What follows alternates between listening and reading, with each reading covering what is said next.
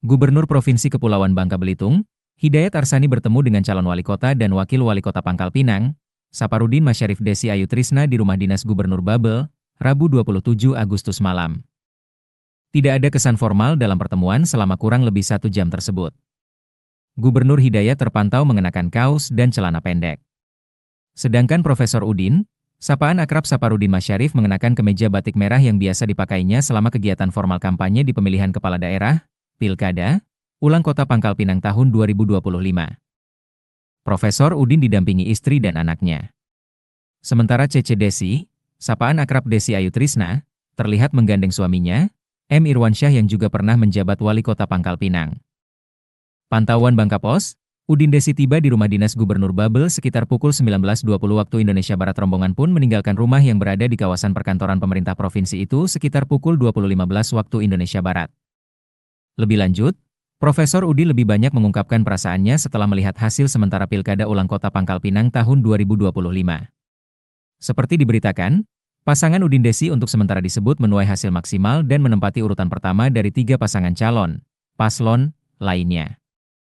Dia mengaku butuh waktu beberapa saat untuk meyakinkan diri bahwa hasil itu nyata.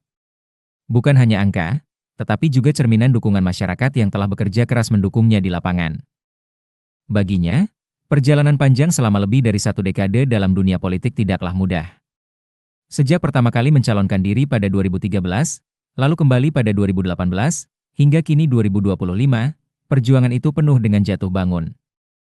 Baginya, hasil quick count bukanlah akhir, melainkan awal dari perjalanan baru. Profesor Udin sadar ekspektasi masyarakat begitu besar, sehingga rasa syukur juga harus dibarengi dengan kesiapan memikul tanggung jawab.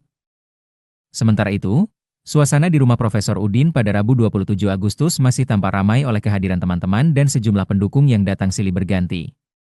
Tidak ada perayaan berlebihan, hanya makanan dan minuman serta kopi yang disediakan. Hanya sapaan hangat dan obrolan sederhana yang mewarnai malam itu. Susanti, istri Profesor Udin, juga masih tampak dengan tenang menyambut setiap orang yang datang memberikan selamat, sesekali tersenyum di tengah rasa haru yang ia rasakan. Suasana ramai di rumah Profesor Udin ini terpantau hingga hampir tengah malam. Saya agak surprise juga, karena kan dari survei sebelum-sebelumnya itu kan antara paslon 1, 2, 3, 4 itu kan agak mepet ya, hasil survei kan angkanya paling selisih 2%, 1% gitu ya. Tahu-tahu pas melihat hasil quick count itu sampai selisih 15% ya. Jadi agak surprise-nya di situ. Ya, saya senang sekali. Ya. Senang, terus agak sering teringat sama orang tua gitu ya. Sama Ayu kemarin yang baru meninggal itu kan. Jadi ya ada perasaan seperti itu. Ya, karena saya kan sudah 2 kali nih ikut pilkada ya.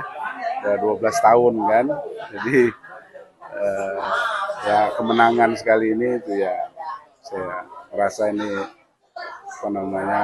amanah yang diberikan Allah itu menjadi, ya saya merasa ya mungkin saatnya begitu. Sebetulnya nggak jauh beda ya sama waktu 2018, 2013 sama itu ya kerja politik lah yang kita lakukan itu kan karena lawan-lawannya kan berat ya, incumbent lagi kan kita lawan. Jadi kalau yang 2018 kita nggak ada incumbent kan, 2013 juga nggak ada. Kalau ini kan ada incumbent. Jadi kerjaannya mungkin lebih keras lah. Ya, dan waktunya pendek kan. Jadi lebih lelah. Ya, alhamdulillah. Kalau istri kan kita door to door kan sama keluarga juga sama istri kan. Mengunjungi masyarakat. Ya, luar biasa support. Masyarakat terutama ini teman-teman partai, teman-teman kader partai, teman-teman relawan ya. Tadi kami berkumpul juga di DPC kan, kumpul di rumah. sampai sekarang masih ramai begini. Kawan-kawan datang dari sore tadi. Ya, itu kan ada teman-teman yang ikut saya itu dari 2013. Jadi mereka merasa ikut berjuang itu kan dari 2013 itu. Ada yang ikut dari 2018. Jadi kan mereka. Jadi mereka merasa ya saya kali ini menang itu ya mereka juga ikut merasa bagian dari perjuangan mereka kan.